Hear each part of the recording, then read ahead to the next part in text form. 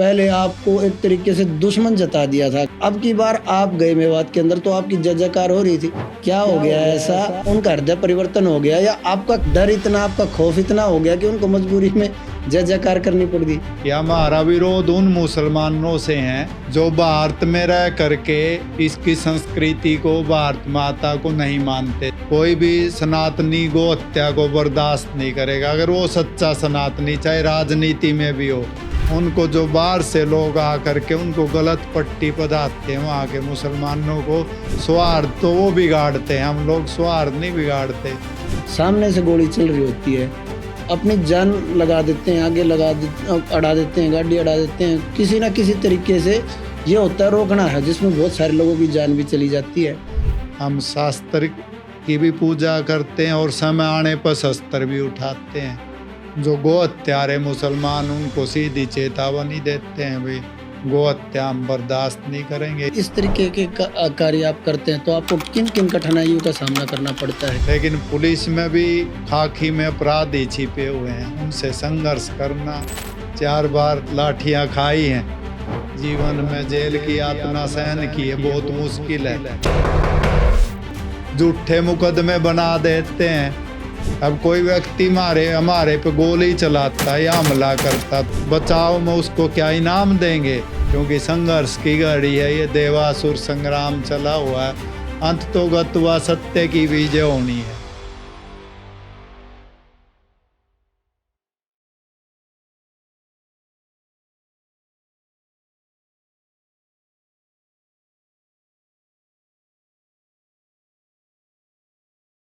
नमस्कार साथियों, आज हमारे साथ है आचार्य आज़ाद सिंह आर्य जी। आचार्य आज़ाद सिंह आर्य जी जो प्रखर हिंदूवादी हैं, प्रखर भी नहीं बोलना चाहूँगा, प्रखरतम हैं, जिन्होंने इतने हिंदू रक्षा के लिए इतने काम किए, इतने बलिदान दिए हैं। पिछले 35 साल से लगातार सेवारत हैं। 35 साल से जिस चीज़ में सेवारत है उन चीज़ों के अंदर हाथ डाला हुआ है जिसकी लोग एक तरीके से कल्पना भी नहीं कर सकते, सोच भी नहीं सकते उन चीज़ों के अंदर। जैसे गोरक्षा के अंदर जब सीधी बाहर से सामने से गोली चलती है, उस जगह जो सीना अड़ाने वाले होते हैं और जो एक तरीके से अपना संगठन है वो आचार्य जी ने बनाया हुआ है। इसके अलावा राम सेतु को तोड़ने का जब विरोध हो, चाहे करुणानिधि को एक तरीके से रावण का ही रूप एक तरीके से घोषित कर देना हो, या इसके अलावा बहुत सारे हिंदुत्ववादी जो काम थे वो आचार्य जी ने किए हैं। जैसे कि प्राचीन मंदिर था जो यूपी हरियाणा बॉर्डर के ऊपर था, यमुना नदी के किनारे, उसको तोड़ा जा रहा था, उसको रुकवाना हो। और इसके अलावा पता नहीं कितने हिंदूवादी जो कार्य है, चाहे उसके अंदर लव जिहाद हो, चाहे हिंदुत्व जो अलग जो शक्तियां हैं, जो हिंदुत्ववादी लोग या हिंदू लोग हैं जिनका धर्म परिवर्तन के अंदर जो संलग्न है, उनको रोकने के लिए चाहे किसी हद तक जाना हो, जो आप एक्सट्रीमली सोच भी नहीं सकते, वहाँ तक भी आचार्य जी ने काम किए हैं। आचार्य जी, सबसे पहले तो आपको बताना चाहूँगा, आचार्य जी के ऊपर लाठीचार्ज हुआ। आचार्य जी को उनका सर तन से जुदा करने की जो एक तरीके से उनको धमकी दी गई। आचार्य जी को जान से मारने के इतने थ्रेट, इतनी धमकियां हैं, फिर भी आचार्य जी बिल्कुल निरंतर सेवारत हैं, बिना किसी से डरे हुए। आचार्य जी, सबसे पहले स्वागत है आपका। धन्यवाद। आचार्य जी, सबसे पहले तो मैं ये पूछना चाहूँगा, मेवात के अंदर नल्लड़ महादेव की जो पुरानी यात्रा थी, दोबारा अब यात्रा हुई, इससे पहले जो आपको एक चेहरा बना दिया गया था कि ये तो सांप्रदायिक सौहार्द है, इसको बिगाड़ देगा, पहले आपको एक तरीके से दुश्मन जता दिया था कि भाई ये तो एक तरीके से मुसलमानों का दुश्मन है, और पता नहीं क्या क्या चीज़ें थी। अब की बार आप गए मेवात के अंदर तो आपकी जय जयकार हो रही थी। क्या हो गया ऐसा, हम ये पूछना चाहते हैं? उनका हृदय परिवर्तन हो गया या आपका डर इतना, आपका खौफ इतना हो गया कि उनको मजबूरी में जय जयकार करनी पड़ गई? देखिए, सबसे पहले तो वार्तालाप स्टूडियो का जो सुमित जी हैं, खुशविंदर जी हैं, इनको साधुवाद देता हूँ। ये भी लंबे समय से गौ माता के लिए, भारत माता की सेवा में लगे हुए हैं। तो ये स्टूडियो के माध्यम से मैं सभी दर्शकों को भी साधुवाद देता हूँ कि जो इतना अच्छा चैनल इन्होंने बनाया है, क्योंकि ये देश राम और कृष्ण का देश है। अभी जो आपने नल्लड़ मंदिर की बात की। नल्लड़ जो मंदिर है वहाँ श्री कृष्ण जी ने जब कौरव और पांडवों का विवाद चला हुआ था, 5 गांव देने के लिए वहाँ पंचायत बुलाई थी, भाई कम से कम आप 5 गांव दे दो और ये महाभारत नहीं होगा। तो प्राचीन जो सनातन की ऐतिहासिक धरती है वो, तो वहाँ पर जैसे अभी आपने एक सवाल पूछा, भाई जो लोग आप सिर तन से अलग जुदा करने की बात कर रहे थे, वो लोग मुसलमान आपका स्वागत कर रहे थे। एक तो मैं आपके स्टूडियो के माध्यम से सभी दर्शकों को ये कहना चाहूँगा कि हम लोगों ने कभी भी हिंदू मुसलमान का उस तरह विवाद नहीं किया। हमारा विरोध उन मुसलमानों से हैं जो भारत में रह करके इसकी संस्कृति को, भारत माता को नहीं मानते। जैसे मेवात का मुद्दा है, अब मेवात में भी अब हम गए, सब ने स्वागत किया, हमने सबको यही निवेदन किया, वहाँ भी उनको सलाह दी भाई गाय काटने से स्वार्थ खराब होता है, तो जो मुसलमान गाय काटते हैं या जो उनका सहयोग करते हैं आप उनको अलग करो। तो उन्होंने हमारी बात को स्वीकार किया है। भाई जो लोग लव जिहाद करते हैं, धर्मांतरण करते, जिससे मेवात बदनाम होता है, क्योंकि मेवात ब्रिज भूमि है जहाँ श्री कृष्ण जी ने स्वयं नंगे पैरों गौ माता को चराया।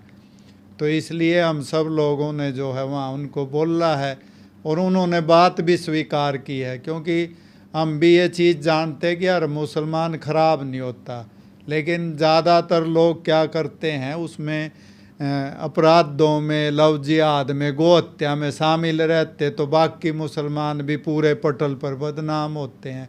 तो उनको हमने यही सुझाव दिया है भी आपको ऐसा काम नहीं करना चाहिए जिससे आपस में सौहार्द बिगड़ता है। और उन सभी जो बुद्धिजीवी मुसलमान हैं, कई मुसलमान मिले जो संस्थाएं चला रहे हैं, स्कूल कॉलेज, उन्होंने भी हमारा स्वागत किया। तो बुद्धिजीवी मुसलमान भी हैं, वो नहीं चाहते कि भाई सौहार्द बिगड़े। तो जो छोटे तबके के, गरीब तबके के लोग हैं जो अंधविश्वास में ज़्यादा पड़े होते हैं, वो इस तरह का काम करते हैं, गौ हत्या दूसरी चीज़ों में, तो हमने उनको सुझाव दिया है भी ये नहीं करना चाहिए। अच्छा आचार्य जी, एक चीज़ और पूछना चाहूँगा, जो आप मेवात के उसके अंदर गए, पिछली बार जब ये मेवात के अंदर एक जब दंगा हुआ, हिंदुओं के ऊपर हमले हुए, उसके बाद आप गए, आपके ऊपर एक तरीके से बहुत ज़्यादा पाबंदियां लगा दी गई थी और ऐसा हुआ कि भाई अब की बार कि ये अगर व्यक्ति इधर आ जाएगा तो बिल्कुल माहौल ख़राब हो जाएगा। दूसरी चीज़ ये है, जब वो आपको ये बोलते हैं कि आपके नाम की जगह जगह वायरल हो रही थी कि भाई इसका सर तो तन से जुदा करना है, क्योंकि आज अभी एक पिक्चर भी आने वाली है उदयपुर फाइल्स, जिसमें जो कन्हैया जो टेलर थे जिनकी हत्या कर दी गई थी, नुपुर शर्मा के जो उन्होंने एक वक्तव्य दिया था उसके समर्थन के उस पर उनकी हत्या कर दी गई थी। अब माहौल ऐसा बनाया जा रहा है कि भाई हम जिसको चाहेंगे उसका सरतन से जुदा कर देंगे। तो जब ये खबर, ये धमकी आपके पास तक आती हैं, तब आपको कैसा लगता है? देखिए, मुझे धमकियाँ मिलती रहती है, जो भी अच्छा काम करेगा उसको ज़रूर ये इनाम में मिलती हैं, लाठी गोली मृत्यु। सब महापुरुषों ने भी ये इससे गुजरे, हम तो सामान्य व्यक्ति हैं। मैं इस बीच में एक बात ज़रूर आपके स्टूडियो के माध्यम से कहना चाहूँगा देशवासियों को, जो लाखों गौ भक्त हैं, राष्ट्र भक्त हैं, जो लगे हुए हैं, जैसे आपने मेरा नाम लिया, आज मैं जो काम कर पा रहा हूँ तो उसमें युवाओं का, आप जैसे युवाओं का बहुत बड़ा योगदान है, चैनलों का योगदान है, क्योंकि सरकारों को भी और अधिकारियों को भी इस चीज़ को समझना पड़ेगा माहौल कौन ख़राब करता है। देखिए, हमने कभी भी आवाज़ उठाई है जो इलीगल तरीके से गौ माता की हत्या करते हैं। देखिए, राम और कृष्ण का देश है, कोई भी सनातनी गौ हत्या को बर्दाश्त नहीं करेगा, अगर वो सच्चा सनातनी, चाहे राजनीति में भी हो। तो इसलिए हमने कभी भी सौहार्द खराब करने की कोशिश नहीं की है। हाँ, ये बात मैं ज़रूर कहूँगा, कुछ पुलिस अधिकारी भी ऐसे हैं जिनका गौ हत्यारों पर या लव जिहादियों पर या धर्मांतरण करने वालों पर बस नहीं चलता, उनसे डरते हैं वो। और हम जैसे जो अनुशासन में रह के सनातन के लिए, गौ माता के लिए काम करते हैं। हम पर जोर ज़रूर चलाते, और लाठी चलाना, झूठे मुकदमे लगाना, जेल भेजना। उनको लगता शायद जेल से डर जाएंगे, लेकिन ये जो है हम सब लोग जो है अनुयायी हैं श्री राम जी के, श्री कृष्ण जी के। अंतिम समय तक हम गौ माता की रक्षा के लिए, सनातन के लिए संघर्ष करेंगे। हमारा काम स्वार्थ बिगाड़ना नहीं है, किसी को टॉर्चर करना नहीं है। और मैं एक बात और भी कहना चाहूँगा आपके चैनल के माध्यम से, अगर भारत के कोई भी मुसलमान मेरे से डिबेट करना चाहें, जितने भी हैं 30 करोड़ हैं, 35 हैं, आप बाबर से पहले, औरंगजेब से पहले आप कहीं भी दिखा दो कि भाई आपके जो पूर्वज थे 6, 7, 8 पीढ़ी पहले सभी हिंदू ही थे। अगर आप मान लो अपनी घर वापसी कर ले, ये झगड़े ही मुक जाएंगे देश से। आपका और सनातनियों का, हम लोगों का DNA की है, आप जांच करा लो। अगर मैं गलत बोलता हूँ, जो सज़ा आप देंगे मैं लूँगा। तो बहुत से झगड़े तो ये होता, अब राम यात्रा निकलती है। अब जैसे इस बार नूह में, मेवात में हमारा स्वागत किया, हमें भी बहुत अच्छा लगा। जैसे हम लोग सनातनी उनको अपना मानते हैं, उनको भी सनातन की संस्कृति का, मुसलमानों को सबको जो है आदर करना चाहिए और घर वापसी कर लें। क्योंकि मेवात में मुझे कई बुज़ुर्गों ने बताया कि भाई 5-6 पीढ़ी पहले तो जो फेरे होते थे, जो रीति रिवाज थे, वो मुसलमान भी हिंदू रीति रिवाज से सब काम करते थे। बुज़ुर्गों ने कई बताया, अभी भी जिंदा कह रहे ये तो अब कुछ वर्षों से बाहर के लोग आते हैं मुसलमान विदेशों से, वो माहौल ख़राब कर देते हैं। जो पुलिस है, कानून है या CID है, उनको जो बाहर से लोग आकर के उनको गलत पट्टी पधाते हैं, वहाँ के मुसलमानों को स्वार्थ तो वो बिगाड़ते हैं। हम लोग स्वार्थ नहीं बिगाड़ते, हम तो क्योंकि गायें कटेगी, जिस धरती पर गाय का खून गिरेगा वो धरती अपवित्र हो जाती है, शांत हो जाती है, और वहाँ ज़्यादा अपराध, लड़ाई झगड़े होते हैं। हम तो मेवात को शांत करना चाहते हैं, क्योंकि अगर जीव हत्या वहाँ ना होगी, गो हत्या नहीं होगी, तो मेवात भी पहले से ही जो है श्री कृष्ण जी की ब्रिज भूमि है, वो तो सब लोग हिंदू ही थे यहाँ। तो मैं यही कहना चाहूँगा। यहाँ पर 2 सवाल आते हैं आचार्य जी। पहला सवाल तो ये कि एक तो ये उनको ही पता है, इस बात का बोध है, ज्ञान है कि वो लोग पहले हिंदू थे। हाँ जी। अब वो इतने वो हो गए हैं, इस चीज़ में संलिप्त हो गए हैं, घुस गए हैं गो हत्या के अंदर, जो एक आदरणीय, हमारे को एक जिसकी पूजा करनी चाहिए, एक पशु की, अगर पूजा नहीं भी करते हैं लेकिन उसकी वो हत्या करने लग गए। दूसरा आपने बताया जो ये बाहर से लोग आते हैं, आपका मतलब मेरे हिसाब से तबलीग की जमात से था। तबलीग की जमात जो उधर चलती है वो उनको ज़्यादा कट्टर बनाने का काम कर रही है। अब जब इस टाइप से जो चीज़ें हो रही है, आने वाली जो नई पीढ़ी है, नई पीढ़ी ने, पुराने वाले लोग तो शायद अपनी चीज़ें, इतने संदेश वो आगे नहीं फैला पाए, और अब जो ये इस तरीके का कट्टरता जो यहाँ पर फैलाई जा रही है, आपको क्या लगता है ये किस तरीके से, आप जैसे बोल तो रहे हो कि घर वापसी कर लेनी चाहिए, लेकिन वो उनको और कट्टर बनाते जा रहे हैं। उस एरिया के अंदर तो हिंदुओं का पलायन होने लग गया है। देखिए यही समस्या है, क्योंकि क्या था, जब देश आज़ाद हुआ 1947 में, धर्म के आधार पे बंटवारा हुआ था। तो जो जिन्ना थे उसने कहा अभी मैं तो अलग अपना राष्ट्र बनाऊंगा। तो उस समय मार काट हुई थी, बहुत खून खराबा हुआ था। जो लोग उसके प्रत्यक्षदर्शी हैं, जब पार्टीशन हुआ, विभाजन हुआ बहुत 2 देशों का, तो बहुत से लोग प्रत्यक्षदर्शी अभी भी जीवित हैं। तो उन्होंने वो मंजर अपनी आँखों के सामने देखा है। तो जो लोग यहाँ रहे थे उस समय यही था भाई ये लोग सभी हिंदू बन कर के रहेंगे, जो भारत के कानून हैं उनको मानेंगे। उस समय मानना भी गया, बहुत से लोग सरल भी थे, उस समय नहीं था। लेकिन ये जो कट्टरवाद चला भी, ये कुछ समय से चला है। बाहर से जैसे फंडिंग आनी शुरू हो गई, जो कुछ मौलवी हैं वो लालच में, पैसे के लालच में, जो अनपढ़ मुसलमान तबका है उनको ज़्यादा बरगलाते हैं भाई ये किसी किसी के बारे में, धर्मांतरण को लेकर, दूसरी चीज़ों को लेकर।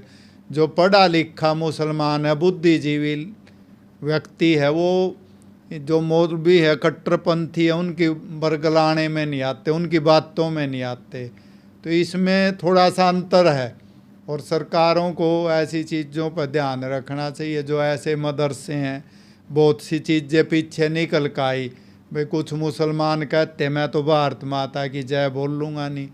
अब भारत की जो धरती है वो तो सबकी माँ है, सब इसमें अन्न पानी खाते हैं, मुसलमान भी खाता है, हिंदू भी खाता है। तो उनको ये चीज़ें समझनी पड़ेगी, ये बुद्धि का खेल है और उसके लिए उनको शिक्षित होना पड़ेगा। अब जो मदरसे चलते हैं उनमें अंग्रेजी नहीं पढ़ाई जाती, बहुत जगह हिंदी नहीं पढ़ाई जाती, कंप्यूटर नहीं पढ़ाया जाता, आधुनिक शिक्षा दी नहीं जाती, खाली उर्दू पढ़ा करके उनको जो है मूर्ख बनाया जाता है। तो इसलिए जो मदरसे हैं सरकारों को उन पे ध्यान रखना चाहिए, वहाँ सभी मुसलमानों को जो बच्चे पढ़ते आधुनिक शिक्षा दी जाए। क्योंकि आज आप देख रहे हैं पूरे जो है विश्व युद्ध पर पूरी दुनिया खड़ी हुई है, बार बार युद्ध हो रहे हैं। तो पूरी दुनिया इस समय भारत की ओर देख रही, क्योंकि आध्यात्म भारत में ही है, शांति भारत में ही है और सनातन में शांति है। क्योंकि वेद में ही एक चीज़ की कही गई है, सर्वे भवन्तु सुखिनः। केवल वेद ही बोलता है ये चीज़, भाई सभी सुखी हों। बाकी तो जो भी मतांतर है वो सब अपने अपने लिए बोलते हैं। भाई जो हमें मानेगा तो वो ठीक है, जो दूसरे को मानेगा वो हमारा नहीं है, उसको मार दो। तो इसलिए इन चीज़ों को समझना पड़ेगा जीवन के लिए, क्योंकि जीवन बहुत कीमती है, 84 लाख योनियों के बाद मिलता है। तो सब लोगों को समझना पड़ेगा। और सनातन का जो खान पान है, जो रहन सहन है, वो बाकी चीज़ों से अलग है। आज जो विश्व में अशांति फैली हुई है, इसमें कहीं न कहीं बहुत बड़ा योगदान जीव हत्या का भी है। क्योंकि इतने सारे जीव मारे जा रहे हैं, उन सब की आत्मा छटपटा रही है। गो हत्या का पाप तो लग ही रहा पूरी दुनिया को। नशा इतना बढ़ रहा है, वासना इतनी बढ़ रही है, इसलिए सबको अपनी ओर मुड़ना पड़ेगा, सनातन की ओर मुड़ना पड़ेगा। जो देसी गोवंश है, देसी गौ माता है, उसका दूध पीना पड़ेगा, पूजा करनी पड़ेगी, तभी जो है इस धरती पर शांति हो सकती है। नहीं तो आने वाला समय मेवात क्या पूरे देश के लिए खतरा होने वाला है। क्योंकि जहाँ ज़्यादा जीव हत्या होती है वहाँ भूखमरी बढ़ेगी, अशांति बढ़ेगी, दंगे बढ़ेंगे आपस में। इन चीज़ों से बचाने के लिए हम मेवात में लगे हुए हैं। क्योंकि हरियाणा हमारा राज्य, वैसे तो पूरा देश ही हमारा है, लेकिन अपने घर को संभालना हम सब की ड्यूटी है। इसलिए हम प्रयास में लगे हुए हैं, उसमें आप सबका भी सहयोग है। आचार्य जी, आप अभी बता रहे थे कि जो पीढ़ी को एक संदेश दे रहे थे, जो नई पीढ़ी है, युवा पीढ़ी को संदेश दे रहे थे। युवा पीढ़ी जो हमारे को नज़र आता है अब तो अलग अलग विषय वासना या फिर छोटे मोटे अपने जो फ़ायदे हैं, बेनिफिट है, उनके अंदर घुसी हुई है। और एक आपके अनुयायी है, आपके साथ वाले, आप जो लोग आपको फॉलो करते हैं, आपके जो संदेश है उनका वो करते हैं, वो जिस तरह गो हत्या को रोकने के लिए कितने प्रयास होते हैं। गाड़ी चल रही होती है, हमने तो बहुत सारी वीडियोस देखी हैं, सामने से गोली चल रही होती है, अपनी जान लगा देते हैं, आगे अड़ा देते हैं, गाड़ी अड़ा देते हैं, किसी ना किसी तरीके से ये होता है रोकना है, जिसमें बहुत सारे लोगों की जान भी चली जाती है। ये दो विरोधाभासी चीज़ चल रही हैं। अब कहीं ना कहीं आपको ये नहीं लगता कि भैया दो जो विरोधाभासी चीज़ हैं, आप लोगों को संदेश दे रहे हैं कि भैया ऐसे ऐसे करो, दूसरे तरीके से वो अलग विषयों के अंदर संलिप्त होते जा रहे हैं। आपको क्या लगता है किस हद तक इस चीज़ को आप सक्सेसफुल, कितना विजय इस चीज़ के ऊपर पा पाओगे? देखिए सुमित जी, गो हत्या जब से सृष्टि बनी है, देवासुर संग्राम चला हुआ। एक तरफ देवता होते हैं, एक तरफ असुर है।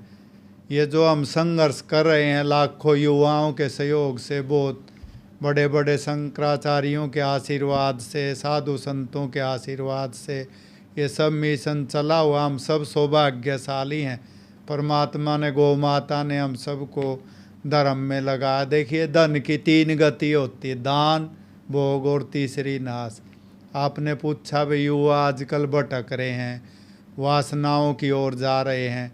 देखिए जब तक इस देश में चंद्रशेखर आज़ाद, भगत सिंह, सुभाष जी, लाला लाजपत राय, सरदार पटेल की जीवनियाँ, स्वामी दयानंद जी को युवा पढ़ते रहे, उनके जीवन के अनुसार चलते रहे।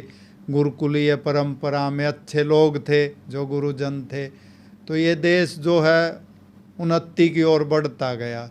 अब कुछ समय से सोशल मीडिया के आने से खास करके युवाओं में एक होड़ मची हुई है, भाई पैसा हो जाएगा तो हम सुखी हो जाएंगे। पैसे को ही युवाओं ने सब कुछ मान लिया। अभी अखबार में मैंने 2-3 दिन पहले पढ़ा कि एक जज ने जो है एक अपराधी को मृत्यु दंड दिया। उसने 32 लाख की एफडी के चक्कर में अपनी माँ की ही हत्या कर दी थी। तो मुझे सुन करके देख करके ये चीज़ें बड़ा दुख होता अंदर में, भाई माँ जिसको जो है जन्म देने वाली है और एक पैसे के लालच में पुत्र मार देता है, तो इससे ज़्यादा और क्या होगा। इसलिए धरती भी कांप रही है। ऐसे ऐसे युवा अब आ रहे हैं। इसलिए जो शिक्षा प्रणाली है और खान पान है, सरकार को भी उस पर बहुत ध्यान देना होगा, क्योंकि जो शिक्षा में गिरावट आई है वहाँ संस्कार गायब हो गए। जब हम पढ़ते थे बच्चों को साथ साथ खेल की ओर, कुश्ती की ओर, दूसरी चीज़ों की ओर बहुत ध्यान दिया जाता था, शारीरिक व्यायाम की ओर।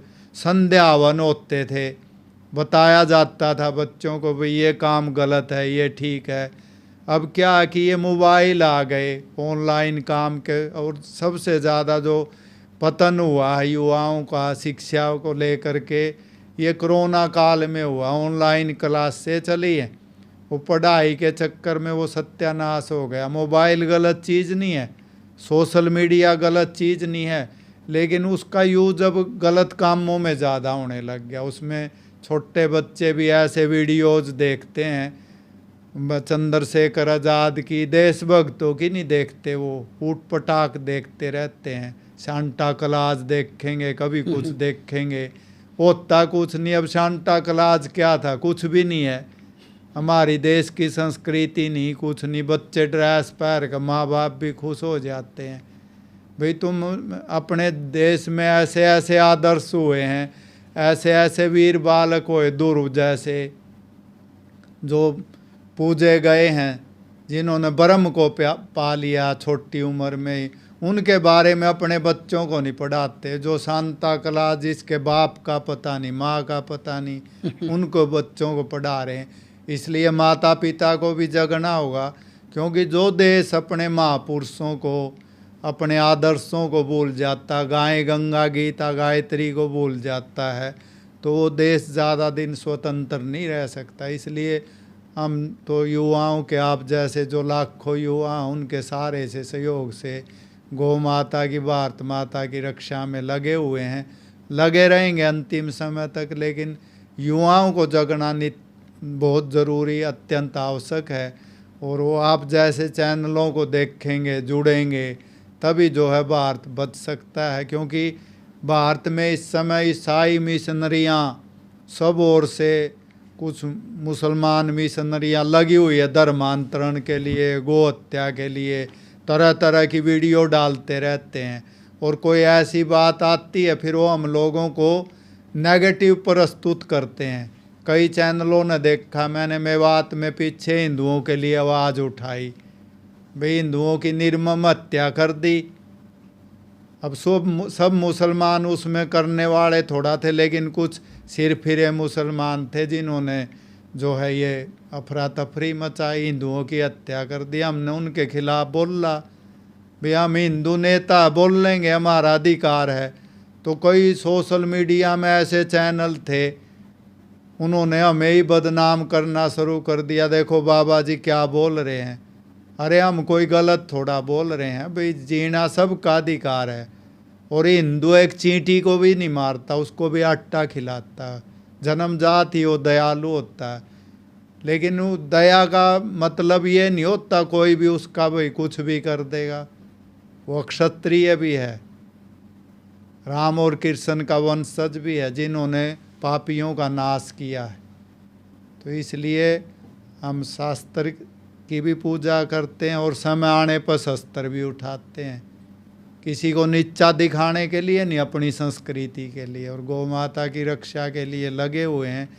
इसलिए हम पूरे देश के मुसलमानों से एक ही कहते हैं, भाई आपको गौ हत्या के पाप से बचना चाहिए। उनको भी बचाते हैं और उससे सौहार्द खराब होता है। हम उन मुसलमानों के खिलाफ नहीं है जो गौ हत्या को लेकर के हमारे साथ है, भाई गौ हत्या नहीं होनी चाहिए। कुछ मुसलमान बोलते भी हैं, हम उन जिहादियों के खिलाफ है जो गौ हत्या करते हैं या गाय का मांस खाते हैं, उनका सहयोग करते हैं। तो इसलिए जो बच्चे शहीद हो गए हैं गौरक्षा करते हुए, मैं उनको भी नमन करता हूँ। 8 बच्चे हमारे शहीद हो गए। अभी अनिल की और सोनू सरपंच की बरसी है, हम सब लोग जा रहे हैं तो उनको शहादत को नमन करने के लिए। और जो गौ हत्यारे मुसलमान उनको सीधी चेतावनी देते हैं, भाई गौ हत्या हम बर्दाश्त नहीं करेंगे। इसके लिए भारत माता की रक्षा के लिए, गाय गंगा गीता की रक्षा के लिए, सनातन की रक्षा के लिए हम अंतिम समय तक संघर्ष करेंगे। उसके लिए जो होगा परमात्मा करेगा, गौ माता वो तो चलता रहता है। अच्छा आचार्य जी, एक सवाल है, जब इस तरीके के कार्य आप करते हैं तो आपको किन किन कठिनाइयों का सामना करना पड़ता है कि आप गौरक्षा के लिए इतने कार्य करते हैं? देखिए, मैं बहुत ही आपने कठोर सवाल पूछ लिया सुमित जी, और बहुत बड़ी चुनौती है। क्योंकि 35 वर्ष पहले जब मैंने ये शुरू किया काम, तो गुरुजी ने मुझे बताया था कि भाई पहले इनकम सोर्स बना लेना।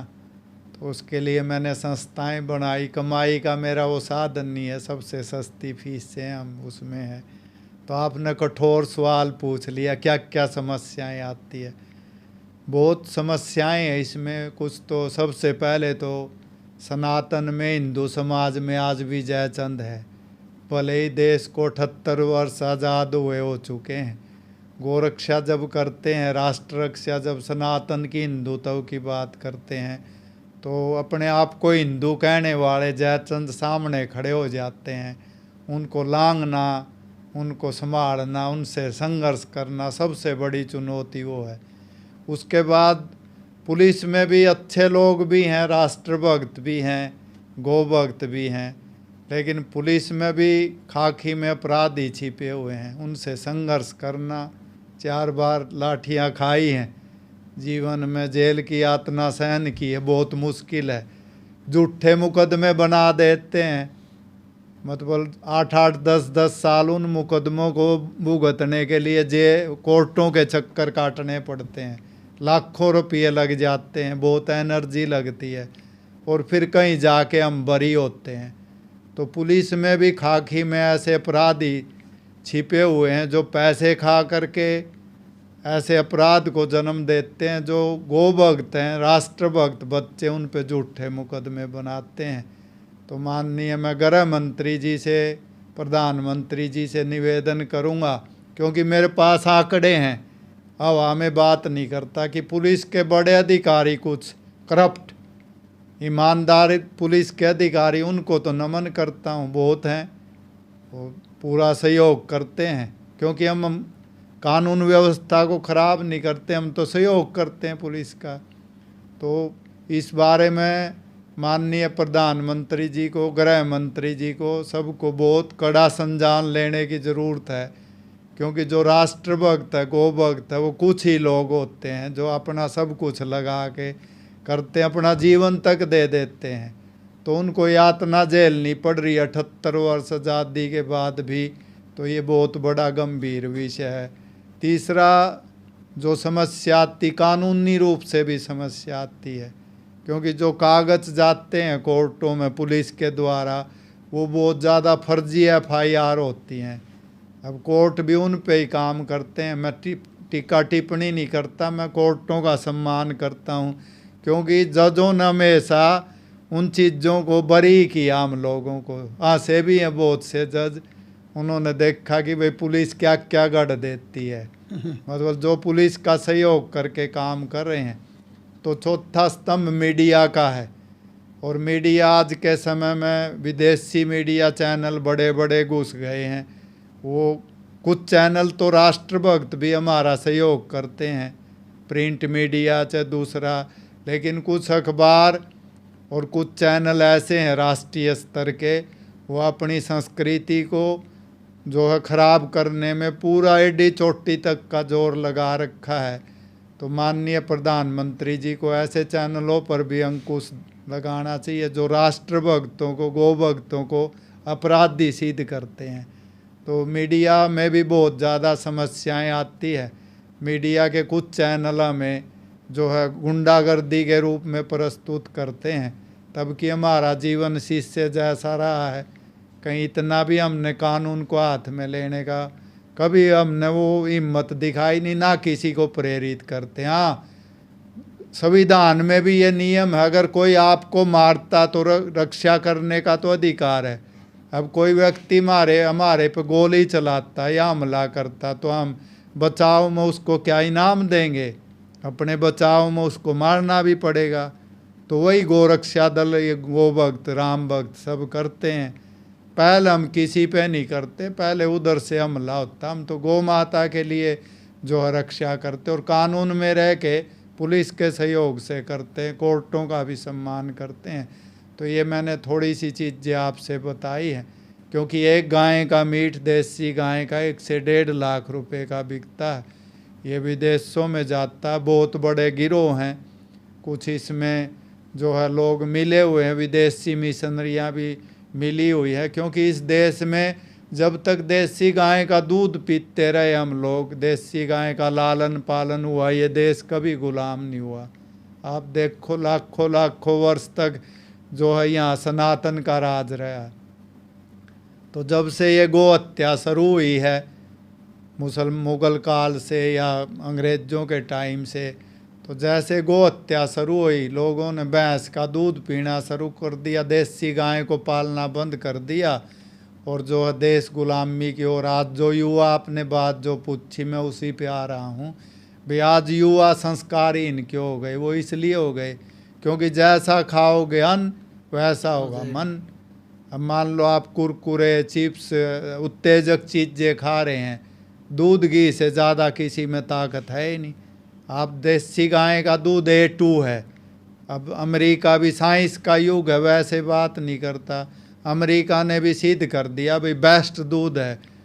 आप देसी गाय का दूध पीजिए, मक्खन खाइए, सेवा करिए। आप गौशाला में, घर में नहीं रख सकते, आप गौशाला में जा कर के कोई भी युवा कर ले, आप देखना वो कभी भी नशा नहीं करेगा, उसकी बुद्धि भ्रष्ट नहीं होगी, कभी भी उल्टा पुल्टा काम नहीं करेगा। इसलिए हम प्रेरित करते हैं, जो लाखों गोभक्त युवा लगे हुए हैं कहीं चिकित्सालय खोल के गौशालाओं में, उनको सबको नमन करते हैं। वो लगे हुए हैं, आप जैसे सब लोग लगे हुए हैं। आप भी दिल्ली में लगे हुए हैं, खुशविंदर जी, सुमित जी, आपकी टीम और भी गोभक्त हैं। तो सबको मैं साधुवाद देता हूँ, क्योंकि संघर्ष की घड़ी है ये, देवासुर संग्राम चला हुआ है। अंत तो गत्वा सत्य की विजय होनी है, क्योंकि रावण और राम का युद्ध हुआ, कंस और कृष्ण का युद्ध हुआ, तो अंत में सत्य की विजय होनी। कई बार हम लोग जो है भीड़ को या वर्तमान में पैसे को देख लेते हैं, दिखावे को देख लेते हैं, लेकिन वो चीज़ें चलने वाली नहीं। कई लोग मेरे को भी कहते हैं, आचार्य जी कलयुग है आजकल तो पाप फल रहे, ऐसा कुछ नहीं है। और एक चीज़ और भी हमें पढ़ाई जाती है आजकल, कुछ संत महात्मा भी कहते कुछ नहीं जाता साथ, नहीं, वो गलत चीज़ें पढ़ाई जाती हैं। व्यक्ति के साथ ज़रूर जाता, उसके किया हुआ अच्छा या बुरा कर्म उसके साथ ज़रूर जाता है। जैसे फ़ोन में चिप होती है, डाटा होता है, तो हमारे शरीर में आत्मा है, उस आत्मा में जो है अच्छे बुरे कर्मों का संग्रह होता रहता है। जब आत्मा जाएगी, पुनर्जन्म होगा, तो कर्मों के अनुसार जन्म होता है। इसलिए आप देख रहे नहीं, 2 बच्चे पैदा हो रहे, एक तो राजा के घर हो रहा, उनके तो कर्म कुछ थे ही नहीं, और एक गरीब के घर, उसको खाने का भोजन भी, तो पिछले जन्म का तो पुण्य है उनका कोई। वे राजा को हो रहे, हम फल मेवा बट रहे, एक भोजन भी नहीं है। तो इसलिए आप सबको साधुवाद देता हूँ मैं, देश के युवाओं को और चारों शंकराचार्यों जी को नमन करता हूँ भाई। वो गौ हत्या को लेकर के, गौ हत्या बंद होनी चाहिए, सब लोग लग रहे हैं और अनुकूल वातावरण हम प्रधानमंत्री जी से भी निवेदन करते हैं भाई, आप राष्ट्रभक्त हैं, आपको गौ हत्या बंद करनी चाहिए, क्योंकि अच्छे राजा हैं और राजाओं की अपेक्षा, तो उनको इस ओर भी ध्यान देना चाहिए। आचार्य जी, आपने गोरक्षा के लिए बात की, आपने सरकार को भी एक तरीके से संदेश दिया कि किस प्रकार कार्य किए जाने चाहिए, लेकिन अब हम देख रहे हैं कि जिस प्रकार का समाज अब बन गया है, ना तो किसी के पास गाय हैं ना बैल हैं। जब बैल नहीं होंगे, गाय नहीं होगी, तो किस प्रकार से गोरक्षा या फिर गौ का संवर्धन हो सकेगा। अपनी जिम्मेवारी से तो समाज भाग रहा है। हरियाणा के अंदर हर सही गलत के लिए अब हम देख रहे हैं नया एक संस्कृति और पैदा हो गई है, कल्चर आ गया है कि हर चीज़ के ऊपर आंदोलन कर दो, आंदोलन कर दो। एक आंदोलन करने ऐसे सीख लिए हैं कि हर चीज़ पे आंदोलन करके खड़े हो जाते। एक आंदोलन इसके ऊपर नहीं होना चाहिए कि हर घर के अंदर एक बैल, एक जोड़ी बैल हो या एक बैल एक गाय होनी चाहिए, और वो प्रोत्साहित किया जाना चाहिए कि खेत में इनसे भी काम करवाओ, इससे गोरक्षा तो अपने आप ही हो जाएगी। तो समाज की आपको नहीं लगता कि उसकी भी कुछ जवाबदेही है, सब कुछ सरकार से ही मांगना है? बिल्कुल, आपने बहुत अच्छा सुमित जी ये सवाल किया, और ज्वलंत मुद्दा भी है ये। भाई गाय को दूध पिया बाहर छोड़ देते हैं। देखिए जितने भी महापुरुष हुए उनके मूल में गाय हैं। अभी 23 तारीख को 23 जुलाई को शिवरात्रि थी, महाशिवरात्रि, और सब लोग करोड़ों की संख्या में कावड़ लेकर के आए हैं। तो आप देखिए भोले के मूल में भी जो सवारी है नंदी है, नंदी महाराज है, बैल है। और श्री राम जी का जन्म भी कामधेनु गौ माता से हुआ। श्री कृष्ण जी ने तो स्वयं नंगे पैरों गौ माता चराई। तो इसलिए सब लोगों को गाय की और गौ माता की ओर ध्यान देना चाहिए। बहुत से गांव हरियाणा में गोचरान भूमि है, बहुत लोग उसको दबा देते हैं। सरपंच बहुत से उसको इनकम का सोर्स बना लिया, बना लो, हमें कोई विरोध नहीं है, लेकिन कुछ हिस्सा गौ माता को छोड़ करके एक बार उसमें शामिल होना चाहिए। जो घर में गाय नहीं रख सकता, अभी मैं पंचकुला था कल, मैंने देखा वहाँ बड़े बड़े लोग आ करके गौशाला में दान दे रहे थे। सब लोग, कोई चारा कोई पैसे का। तो इतना बड़ा हिंदू समाज है, सनातनी समाज है। ये हरियाणा की समस्या नहीं है, पूरे देश की समस्या हम तो जानते हैं। और मैं एक बात ज़रूर सनातनियों को सबको कहना चाहूँगा, चाहे मुसलमान भी हैं, गौ भक्त हैं कोई, देखिए गाय एक सामान्य पशु नहीं है। गाय को माता ऋषियों ने बहुत सोच समझ के स्थान दिया है। इसका मूत्र भी, कैंसर जैसे रोग में भी कई लोग मेरे पास आते हैं, मूत्र ले जाते बछिया का, क्योंकि उसमें मूत्र ही कामयाब है देसी गाय का। जितने दिन जी सकोगे, दवाइयाँ भी काम छोड़ देती है एक समय। तो गाय तो देसी गाय तो चलता फिरता उस डाले, इसलिए माँ का दर्जा दिया। तो हरियाणा में सब लोगों को इसकी ओर ध्यान देना चाहिए, क्योंकि हम छोटे थे 40-45 साल पहले देखते थे हर खुट्टे पे गाय और बैल होता था, बैलों से खेती हो। ठीक है, ट्रैक्टर आ गया, हम साइंस के विरोध ही नहीं है, लेकिन ये जो तेल आता है ये मुस्लिम देशों से आता है, युद्ध चला हुआ है। मान लो आज तेल बंद हो जाए, विश्व युद्ध हो जाए, बैल बचेगा नहीं तो खेती कैसे होगी। इसलिए हमारा जोर रहता है, अभी आप कोशिश करो घर में एक छोटी सी बछिया रख लो, चाहे जिसके जगह है ज़रूर रखनी चाहिए। अगर मान लो आपके पास जगह नहीं है, आप गौशाला में जाओ, एक बछिया को गोद ले लो। गौ माता तो थोड़ा सा खाती है, मुट्ठी भर। देसी गाय की बात करता हूँ, ये अमेरिकन हमारी गाय नहीं है, विदेशी नस्ल है ये इसका दूध तो भैंस से भी खराब है। बहुत से लोग इसको भी गाय मान लेते, ये सूर प्रजाति की गाय है, तो विदेशी तो इसको पाल भी नहीं रहे। तो इसके टिक्के भी बंद करने के लिए हमने निवेदन किया है सब जगह। तो बहुत जगह नस्ल सुधार हो रही है, अब देसी गाय को गौशालाओं में भी सब लोग लगे हुए हैं, आप जैसे लोग। तो मैं हरियाणा वासियों से, देशवासियों से ज़रूर कहूँगा, भाई सरकार को ही नहीं कोसना चाहिए, व्यक्ति की अपनी भी नैतिक जिम्मेवारी होती है। जब हम अपने आप को सनातनी कह रहे, हिंदू कह रहे, और फिर गाय के लिए क्या कर रहे हैं, सनातन के लिए क्या कर रहे हैं, तो उन चीज़ों पर विचार करना चाहिए। सारी जिम्मेवारी सरकार पे नहीं डालनी चाहिए। सरकार पे डालने से क्या अपनी जिम्मेवारी से भागने वाली बात होती है। सरकार ने भी, पिछली सरकार ने गौ सेवा आयोग बनाया था, जैसे इस सरकार ने बजट बढ़ाया है, सहयोग कर रही है, और सरकार भी पब्लिक के सहयोग से चलती है। सरकार में भी हमारे लोग हैं, तो हम सबको अपनी जिम्मेवारी से नहीं भाग के या तो अपने घर में गायें रखें, या जो गोचरान भूमि है, सरपंचों से भी मेरा निवेदन है कुछ हिस्सा गौ माता के लिए ज़रूर निकाल करके नई गौशालाएं बनानी चाहिए। और जो दानी लोग हैं जिनके पास पैसा, उनको भी गाय माता से जुड़ना चाहिए, उनकी अपनी पीढ़ी बचेगी, पुण्य मिलेगा, उनके बच्चे भी नहीं भटकेंगे। आज देखिए अमीर आदमी हैं, पैसे वाला आदमी, उनके बच्चे नशा करने लग जाते छोटी आयु में, या वासनाओं में भाग जाते हैं, या और अपराधों में शामिल हो जाते, गैंगवार में शामिल हो जाते हैं। अगर वो गौ माता की, भारत माता की सेवा में लगेंगे, उनका अपना जो जीवन है, पीढ़ी है, वो भी बच जाएगी। तो उसको बचाने के लिए हमें कहीं न कहीं अच्छे प्लेटफॉर्म पर जुड़ना पड़ेगा। जैसे आप दिल्ली में चला रहे हैं खुशविंदर जी, और आप मतलब युवाओं को नशे से बचाना, विषय से बचाना, उनको व्यायाम से जोड़ना, गोरक्षा से जोड़ना, सनातन से जोड़ना, हिंदू संस्कृति से जोड़ना, लव जिहाद से बचाना, धर्मांतरण से आप लगे हुए हैं। जितना भी बन पड़ता लगे रहना चाहिए, क्योंकि व्यक्ति कभी पूरा नहीं है, तो हम सबको लगे रहना चाहिए। तो सब राज्य के और देशवासियों की ये नैतिक जिम्मेवारी है भी, हम गाय गंगा गीता गायत्री को मानने वाले हैं, सब पूजा पाठ करने वाले, और सभी पूजा तभी सार्थक होती है जब हम देसी गाय, गाय का मतलब देसी गाय की सेवा करते हैं।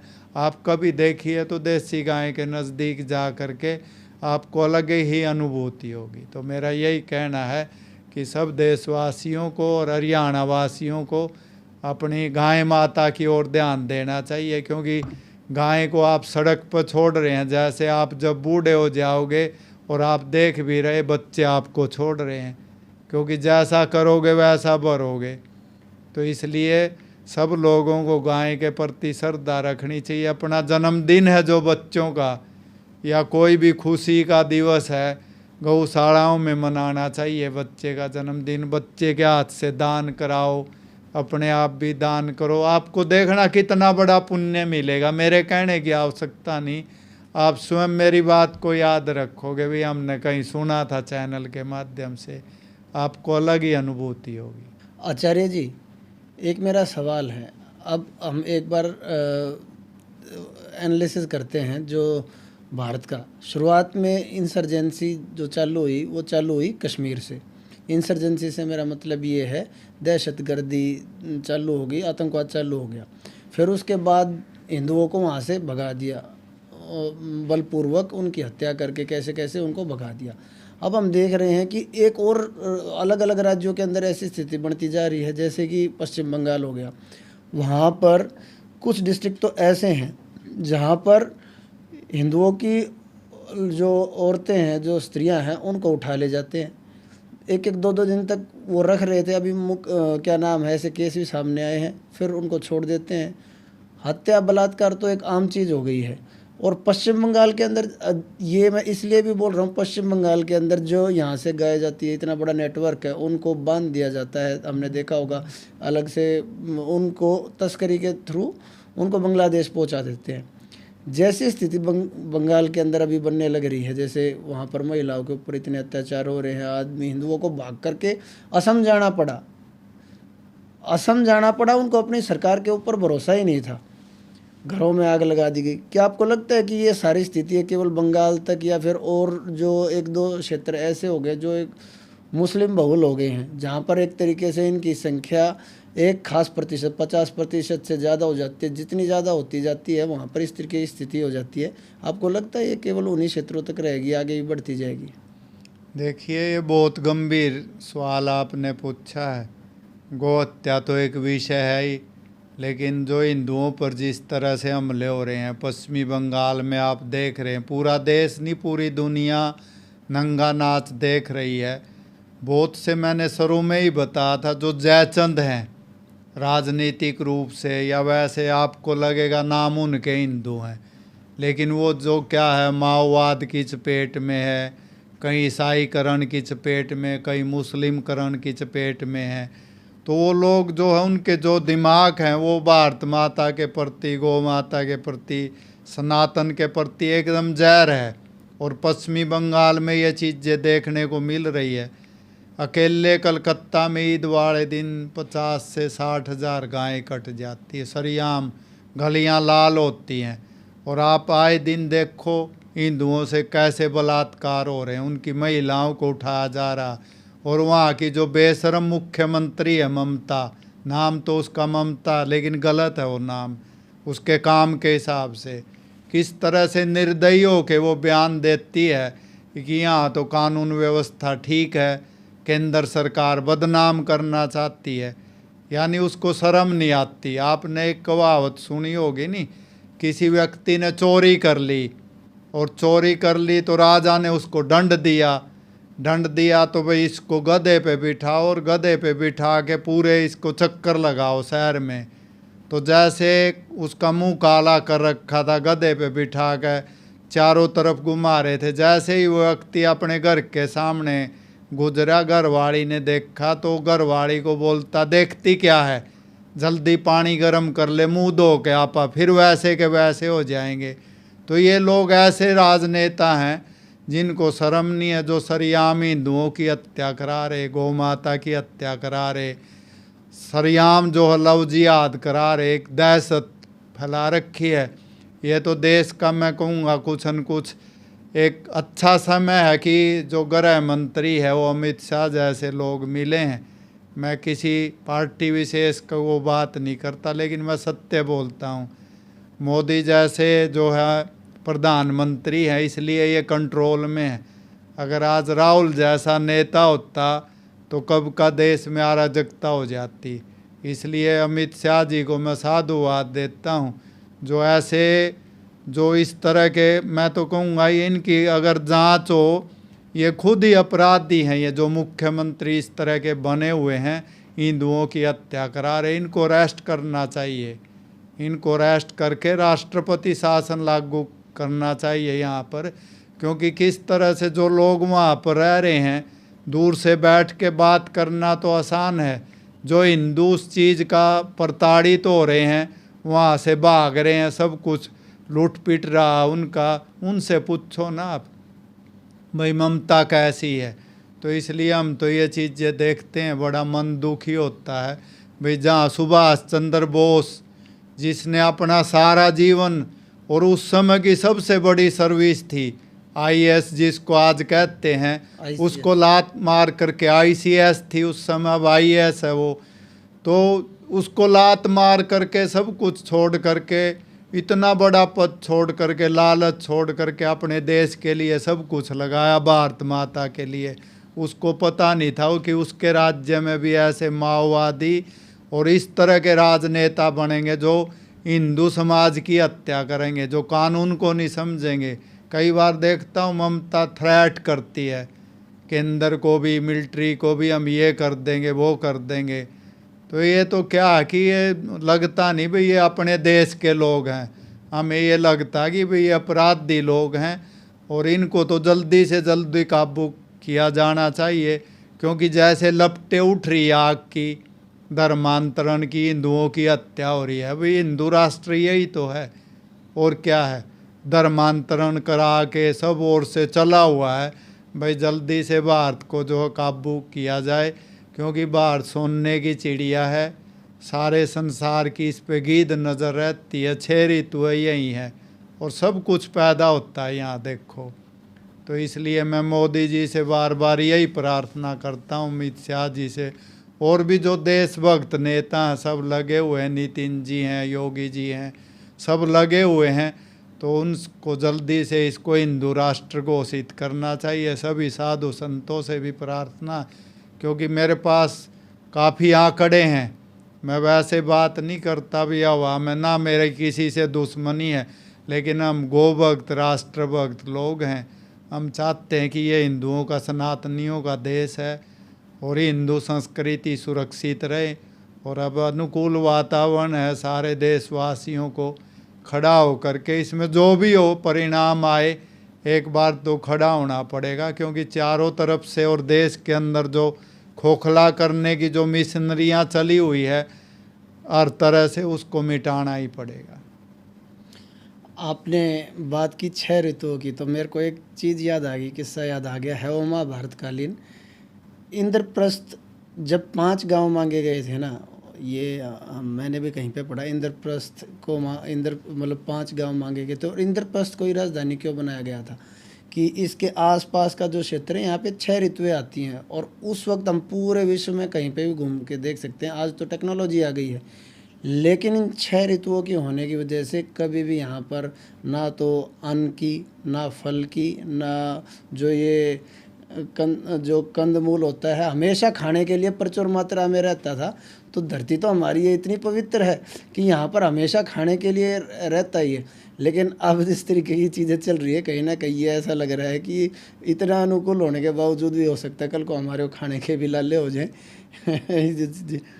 नहीं, ये चीज़ ठीक है। देखिए जो चीज़ें हैं नी, जब व्यक्ति कोई भी गलत करता है, परमात्मा को नहीं मानता, बहुत से यहाँ ऐसे मतांतर आ गए, वो कह रहे हैं भाई अपने आप सृष्टि चली हुई है तो कोई नहीं है। मैंने उनसे पूछते हैं भाई तू पैदा कैसे होया, मेंढक की तरह कहीं से पड़ा था या आसमान से पड़ा, तेरा भी तो जन्म हुआ होगा। तो कोई भी देखिए सत्ता चलाने वाली है इस धरती को, परमात्मा कहो, गॉड कहो, कुछ भी कहो, जिसने हमें पैदा किया, और वो हमारा कर्मों का लेखा जोखा ज़रूर लगता है। आप देखिए मेरे सामने कई पीढ़ियाँ राजनेताओं की भी जिनकी तूती बोलती थी, अब कोई नाम लेने वाला भी नहीं है। तो इसलिए राम जी को लाखों वर्ष पैदा हुए हो गए, श्री कृष्ण जी को पता नहीं कितने ऋषि मुनि है, लाखों लाखों वर्ष हो गए, आज भी पूज रहे हैं उनको। राम जैसा राज्य है, सब उदाहरण देते हैं। इसलिए जिन लोगों ने राज किया है कभी भी लोभ लालच से उनका नाम नहीं हुआ, त्याग से ही नाम होता है। तो ये धरती है त्याग की है, ऋषि मुनियों की धरती है। इदं नमः वेद में आता है, ये मेरा नहीं परमात्मा तेरा है। उसी संस्कृति को अपनाना पड़ेगा, तभी जो है स्थायित्व रह सकता है। क्योंकि जैसे मांसाहार बढ़ गया है, दूसरी चीज़ें फास्ट फूड बढ़ गया, जैसे फास्ट फूड खा रहे हैं लोग भी अब फास्ट हो रहे, किसी में शांति नहीं। आप देखो शादी होती है 2-3 महीने बाद पता लग गया तलाक होने को है, सहनशीलता रही नहीं। तो ये खान पान का संस्कृति का तो अंतर है। क्योंकि जो फॉरेनर कल्चर है, वहाँ की धरती है, वहाँ की मिट्टी है, उसमें प्रेम नहीं है। भारत की ही धरती है, ऐसी मिट्टी है जिसमें प्रेम है, और इसको कोई भी काट नहीं सकता इस बात को। जो प्रेम मिलेगा वो भारत की मिट्टी में, बाकी धरती कहीं चले जाओ पूरे विश्व में उनकी एक ही कल्चर, खाओ पियो मौज करो। भारत में क्या है, खाना पीना तो है लेकिन मौज नहीं करनी है, दूसरों को भी संभालना है, दूसरे का भी ध्यान करना, माता पिता समाज है। वहाँ तो कुछ है ही नहीं, पैसा तो है। तो इसलिए कई बार हम आज भी बहुत लोग पैसे के लिए वहाँ भाग रहे हैं। मैं देखता हूँ कई गांव खाली हो गए करनाल के पास, एक भी पुरुष नहीं रहा, सारी महिलाएं हैं।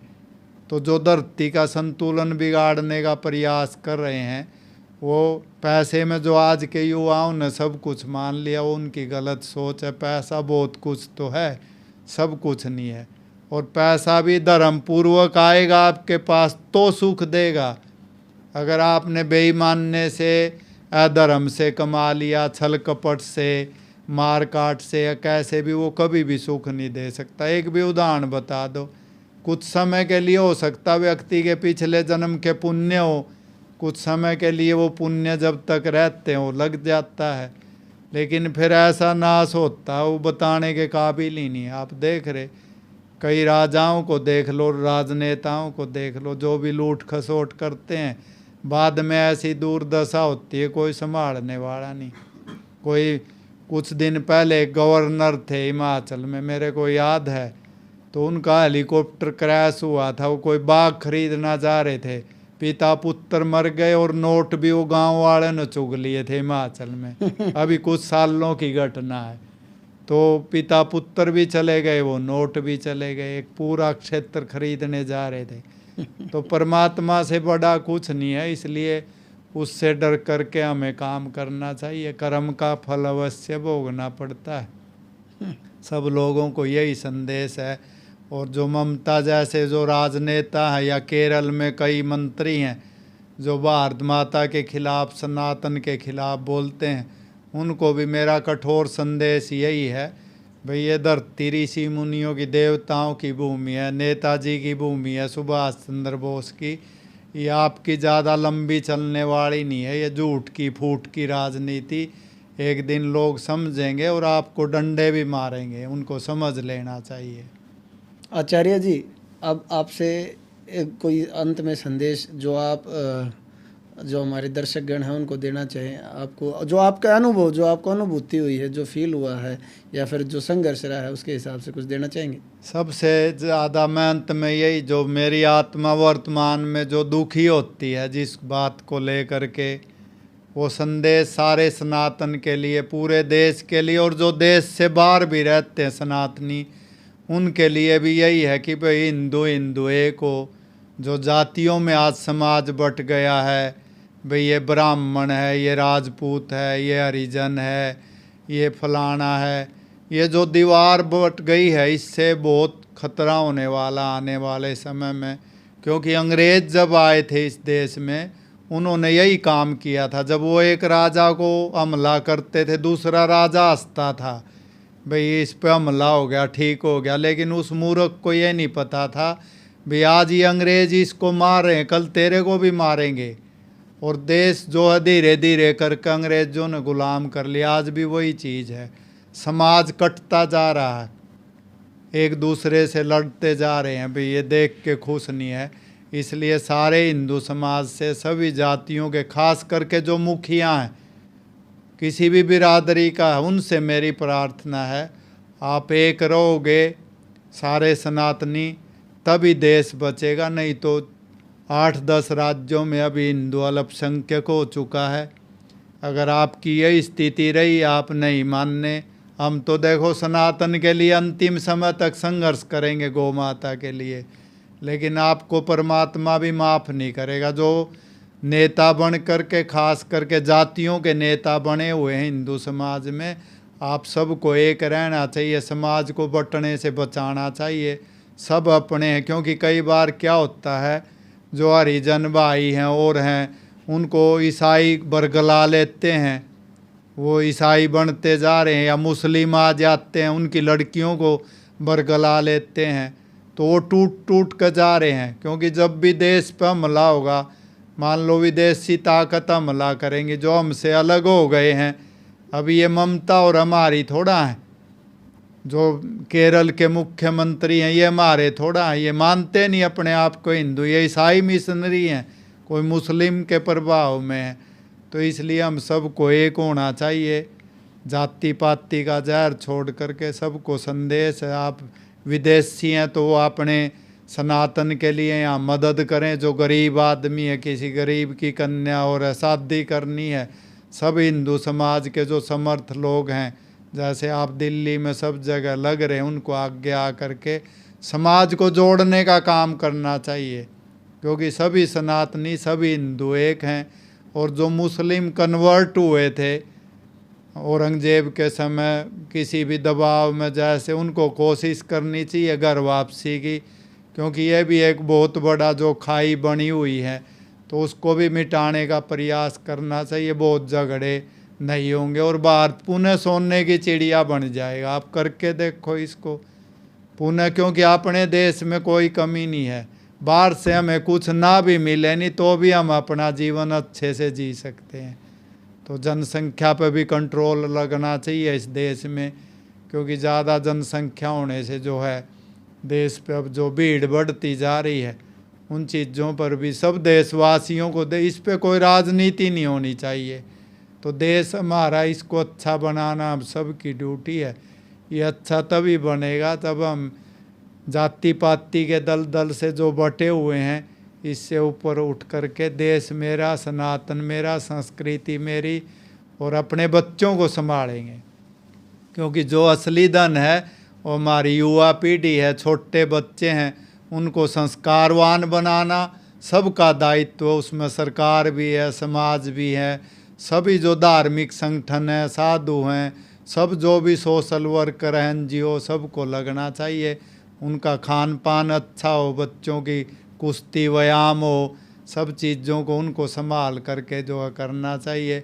ऐसा होगा तभी देश आने वाले समय में सनातन बचेगा, हिंदू संस्कृति बचेगी। नहीं तो आने वाला जो समय है, जो धर्मांतरण चला हुआ, हिंदुओं पर जो हमले हो रहे हैं, हिंदुओं की महिलाओं के साथ बलात्कार हो रहे हैं, और कई राज्यों के जो राजनेता हैं, जो ईसाई हैं, दूसरे हैं, वो जो है वो एक पूरी युद्ध स्तर पर लगे हुए हैं। उन पर भी जो है सबको कंट्रोल करना पड़ेगा, तभी जो है हम बच पाएंगे। अच्छा, धन्यवाद आचार्य जी, आपने इतने सारे सुंदर विचार सबके सामने व्यक्त किए। दोस्तों, आपको कैसा लगा ये पॉडकास्ट? आचार्य जी ने अपनी जितनी भी बातें थी वो खुल कर कही है। एक बहुत बड़ा संदेश है हमारी युवा पीढ़ी के लिए भी, और जो संदेश नहीं भी लेना चाह रहे उनके लिए सीधी तरीके से एक संदेश नहीं, उनको सीधी एक तरीके से धमकी है। जो देश विरुद्ध कार्यों के अंदर जो लोग लगे हुए हैं, या तो देश विरुद्ध कार्य हैं उनको छोड़ दो, वरना जैसा कार्रवाई आचार्य जी अभी कर रहे हैं वो उसके अंदर और भी गति आने वाली है। तो यही मैं आपको बोलना चाहूँगा। कैसा लगा आपको हमारा पॉडकास्ट? अगर आपको अच्छा लगा तो लाइक कीजिएगा, शेयर कीजिएगा इस वीडियो को, और सब्सक्राइब कीजिएगा हमारे चैनल को। और आपके कमेंट्स की हमारे को बहुत ज़्यादा दरकार रहती है, तो कमेंट्स भी कीजिएगा, चाहे वो आप उसके मतलब उसके पॉजिटिव वे के अंदर आप उसको करना चाहें, या नेगेटिव एस्पेक्ट्स को दर्शाना चाहे, किसी भी मतलब साथ में या विरोध में, किसी भी तरीके से आप हमारे को मेंशन कीजिएगा। Thank you very much.